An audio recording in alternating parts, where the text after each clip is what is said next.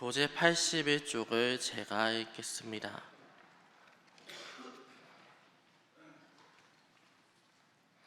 성전에서 서기관들과 바리새인들이 예수님을 시험합니다. 그들은 가늠한 여자를 모세의 율법대로 돌로 치려 하며 예수님께서 어떻게 할지 묻습니다. 그러자 예수님께서는 너희 중 죄 없는 자가 돌로 치라고 말씀하십니다. 이에 어른부터 젊은이까지 양심의 가책을 느끼고 떠나갑니다. 이후 예수님께서는 바리새인들에게 나는 세상의 빛이니 나를 따르는 자는 생명의 빛을 얻는다고 말씀하십니다.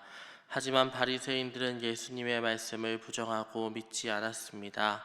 이후 예수님께서는 죄 가운데 죽어갈 많은 이들을 위해 말씀하십니다.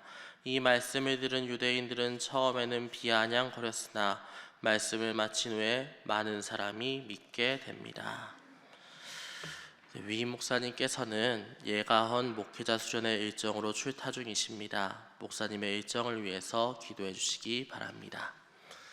소기의 경읽기라는 말이 있습니다. 아무리 좋은 경전의 말씀이더라도 소기에 읽으면 무용지물이다 라는 이야기입니다. 사실 우리가 읽고 있는 예수님의 예루살렘 사역 이야기도 마찬가지입니다. 예수님께서는 하나님의 말씀을 전하고 있지만 믿지 않은 이들은 알아듣지 못합니다. 말 그대로 소기에 경을 읽고 있다는 이야기입니다. 보통 이런 상황이면 일반적인 사람은 더 이상 경을 읽지 않습니다. 알아듣지도 못하는데 2번, 3번 반복해서 읽을 필요는 없으니까요. 하지만 주님께서는 알아듣지도 못하는 유대인 그리고 무리들에게 2번, 3번, 4번 아니 끝없이 하나님의 말씀을 전하고 계십니다. 왜 그렇게 하십니까? 사랑해서 그런 겁니다.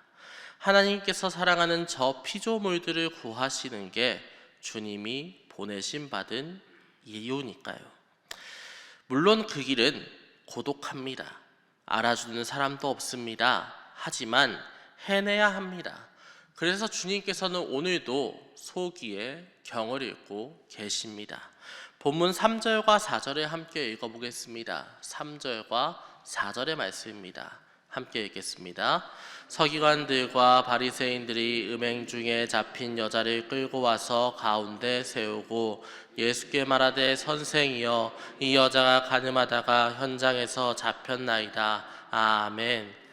앞선 7장에서의 사역을 마치신 후 주님께서는 감람산으로 가셨다가 다음날 성전으로 들어오셔서 백성들을 가르치십니다.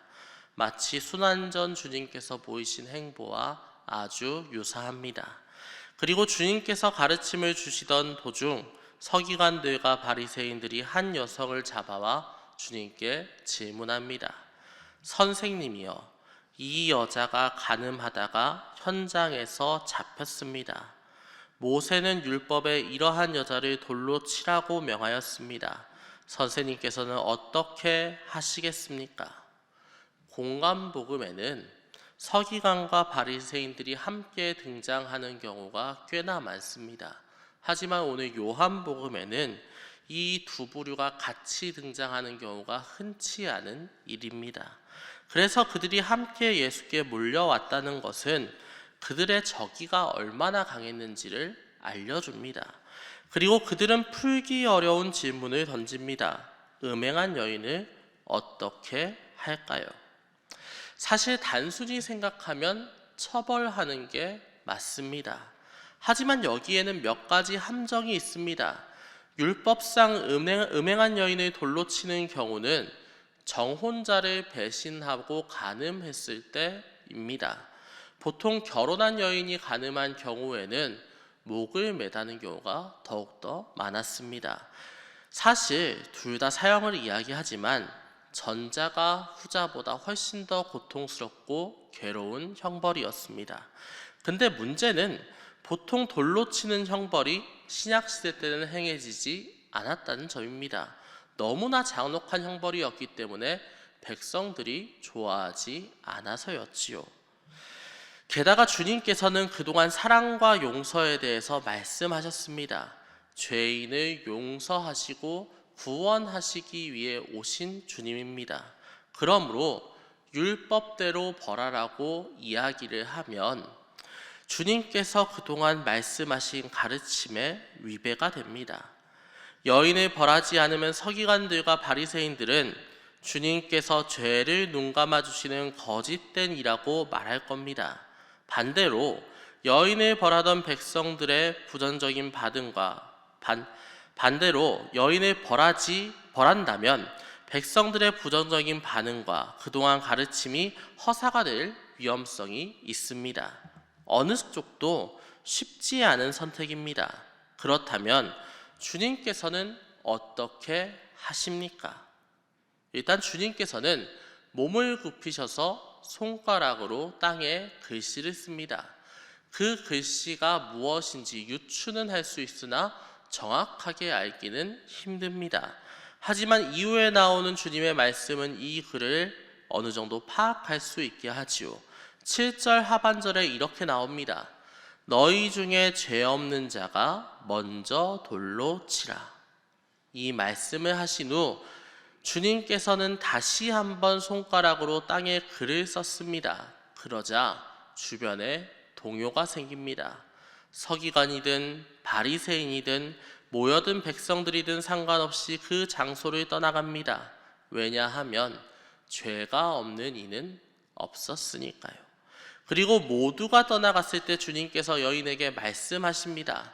나도 너를 정죄하지 않는다. 그러니 다시는 죄를 범하지 말라. 용서의 말씀입니다. 죄인이 아닌 사람은 없다. 정죄하지 않는다. 이 두 말씀은 사실 우리에게도 적용됩니다. 우리는 죄인입니다. 믿음으로 의인이라 칭함받지 못했다면 죄의 굴레에서 벗어날 수 없었겠지요. 하지만 정죄하지 않으시고 용서하시는 주님으로 인해 우리는 그 굴레를 벗어나서 의인의 길로 향할 수 있게 되었습니다. 그래서 사실 우리에게는 정죄할 권한이 없습니다. 물론 공동체에서 잘잘못을 따질 수는 있습니다. 그리고 바른 길로 걷도록 훈계할 수도 있지요. 하지만 사랑 없이 그렇게 할 권한은 우리에게 없다는 이야기입니다. 주님께서는 사랑하셨기 때문에 용서하셨습니다. 그리고 우리도 사랑하기 때문에 훈계하고 바로 잡을 순 있을지라도 그들의 죄를 정하고 비난하면 안 된다는 얘기입니다. 그게 그리스도 공동체의 원리입니다. 그래서 첫 번째 기도 제목은 정죄보다 사랑하고 용서하는 신앙인 되게 하소서입니다. 정죄보다 사랑하고 용서하는 신앙인 되게 하소서.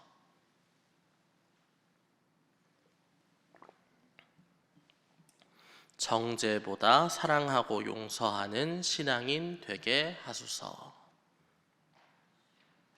다 쓰셨으면 다음 본문 12절을 함께 읽겠습니다. 12절 본문 함께 읽겠습니다. 예수께서 또 말씀하여 이르시되 나는 세상의 빛이니 나를 따르는 자는 어둠에 다니지 아니하고 생명의 빛을 얻으리라. 아멘. 앞서 모두가 죄인임을 깨우치게 하신 주님께서는 이제 자신을 세상의 빛이라고 하십니다. 굳이 이렇게 말씀하신 이유는 그들이 빛이신 주님을 따르고 죄의 어둠에서 벗어나기를 바랬기 때문입니다. 하지만 서로가 보는 것이 너무나 다릅니다. 바리새인들은 이 이야기를 주님께서 자기 자신이 하나님께서 보내신 자라는 걸 증명하는 거짓이다, 하나님께서 보내신 거룩한 자라는 걸 증명해내기 위한 거짓말이라고 얘기를 합니다. 왜 그들에게 주님은 그렇게 보입니까? 이유는 16절에 이렇게 나옵니다. 너희는 육체를 따라 판단하나 나는 아무도 판단하지 아니한다. 아멘. 그들이 보는 건 예수님이 아니라 예수님의 육신입니다. 그저 보이는 것만 믿고 이에 따라 판단합니다. 그래서 요한의 아들, 요셉의 아들, 유대인 예수가 그리스도일 리 없다고 확신합니다. 하지만 예수님께서는 그들이 볼 수도 알 수도 없는 것을 말씀하십니다. 그렇기에 19절에서 바리새인들이 네 아버지가 어디 있느냐라고 물을 때 주님께서는 너희는 나를 알지도 못하고 내 아버지도 모른다라고 하고 계신 겁니다. 쉽게 말해 주님을 믿지 않고는 하나님 아버지에게로 나아갈 수 없다는 이야기입니다. 그래서 주님의 안타까움은 계속 커져만 갑니다. 주님께서는 그들이 알 수 없지만 가장 중요한 구원에 대해서 얘기를 하고 계신데 그들은 보이는 것만 이야기를 하고 있으니까요. 그래서 주님의 가르침은 계속적으로 길어지기만 하지요. 21절의 말씀입니다. 21절의 말씀을 우리 함께 읽겠습니다. 다시 이르시되 내가 가리니 너희가 나를 찾다가 너희 죄 가운데서 죽겠고 내가 가는 곳에는 너희가 오지 못하리라. 아멘. 내가 가면 너희는 나를 찾다가 죄 가운데 죽는다. 그렇게 되면 너희는 내가 가는 하나님 나라에 오지 못한다. 주님의 안타까움이 참으로 짙게 나타나는 말씀입니다. 물론 사람은 알지도 보지도 못하는 것을 파악하기가 힘듭니다. 어쨌든 무엇라도 증거가 있어야지 조금이라도 알아채는 게 사람입니다. 하지만 알지도 보지도 못한다고 해서 실존하지 않는 건 아닙니다. 우주를 한번 생각해 봅시다. 우리는 우주를 완벽하게 파악하고 있습니까?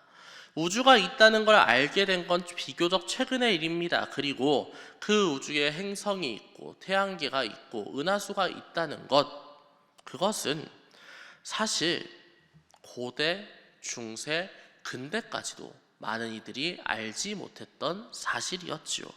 그렇다고 해서 그때 우주가 없었습니까? 아닙니다. 우주는 계속 있었습니다.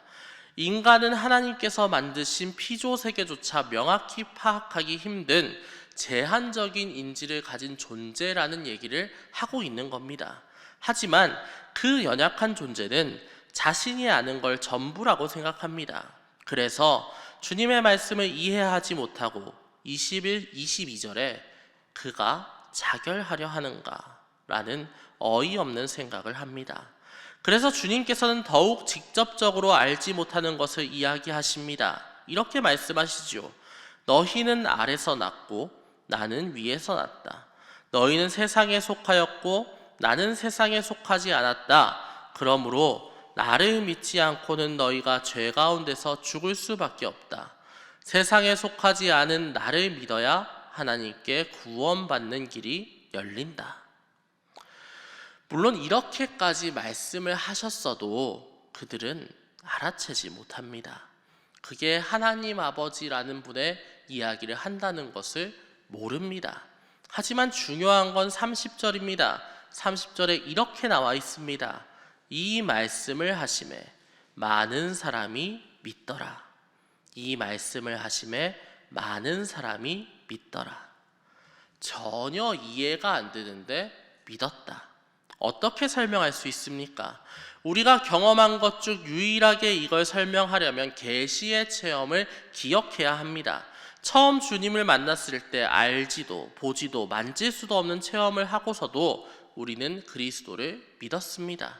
왜냐하면 누구에게도 증거를 대기 어렵지만 단번에 우리 영에 하나님이 그리스도께서 우리를 위해 죽으셨고 그래서 믿어야 의인이라 칭함받는다는 사실을 알게 되었기 때문입니다. 바울을 한번 생각해 보십시오. 죽어라고 그리스도인들을 박해하던 그가 다메섹 도상에서 주님을 만난 후 완전히 180도 변화했습니다. 그 이유가 무엇이었습니까? 단번에 자기가 그동안 한 일이 잘못되었고 그리스도께서는 하나님의 아들이심을 알았기 때문입니다. 물론 그 사실을 말로 풀어내는 건 어려웠기 때문에 일평생 동안 바울이 이 사실을 기억하며 말로 풀어내었습니다. 그렇다고 해서 느낀 걸 다 설명할 수도 없었겠지요. 하지만 설명할 수는 없어도 그리스도의 실존이 사실이라는 것은 이미 주님을 인격적으로 만났을 때 단번에 느꼈다는 얘기입니다. 그리고 우리가 전해야 하는 게 바로 이것입니다. 복음입니다. 입니다. 아무것도 모르고 죽어가는 저 죄인들을 정죄하는 게 우리가 할 일이 아닙니다. 아무것도 모르고 죽어갔던 우리를 주님께서 구하셨던 그 사랑을 기억하며 우리도 저 죽어가는 죄인을 믿게 해야 합니다. 물론 그 과정은 힘듭니다. 알지도 못하는 거 설명하면 주님처럼 비난받습니다. 하지만 우리는 주님과 같이 때를 기다려야 합니다. 하나님께서 그들에게 임하셔서 믿게 할 그때를 위해서 끊임없이 어렵지만 알아듣지 못하지만 복음을 전해야 합니다. 그렇게 한 번, 두 번, 세 번 수도 없이 많이 전할 때 결국 그들은 주님 품으로 돌아올 겁니다. 사랑하는 가족이, 친구가, 이웃이 그렇게 돌아오는 걸 원하시지 않으십니까? 그 사람들 지금 여기 계신 여러분이 아니면 누가 품으시겠습니까? 그러므로 두 번째 기도 제목은 우리를 정죄하는 이에게 사랑의 복음을 전하는 그리스도인 되게 하소서입니다. 우리를 정죄하는 이에게 사랑의 복음을 전하는 그리스도인 되게 하소서. 우리를 정죄하는 이에게 사랑의 복음을 전하는 그리스도인 되게 하소서입니다.